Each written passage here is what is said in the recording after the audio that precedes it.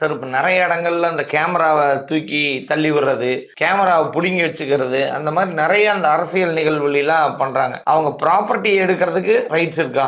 கண்டிப்பா ரைட்ஸே கிடையாது எந்த இடத்துலயும். பட் பிரைவசின்னு ஒன்று இருக்கு. இப்போ ஒரு கேமரா எடுத்துக்கிட்டு அவர் கக்கூஸ் போற இடத்துல போய் நின்று கேமரா வச்சுக்கிட்டு இருக்காருன்னு வச்சுக்கோங்களேன் பத்திரிகையாளர், அதை எப்படி அதை அனுமதிக்க முடியும்?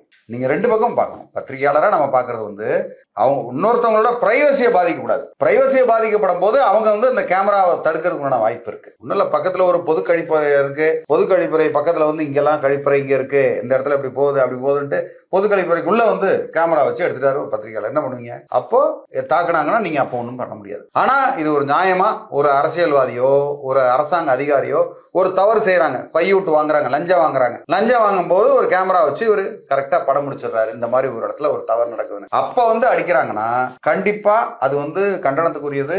அவங்களுக்கு எதிராக நம்ம கண்டிப்பா குரல் கொடுக்கலாம், தப்பே கிடையாது. அவங்களுக்கு எதிராக எல்லாமே திரண்டு வந்து நிக்கலாம்.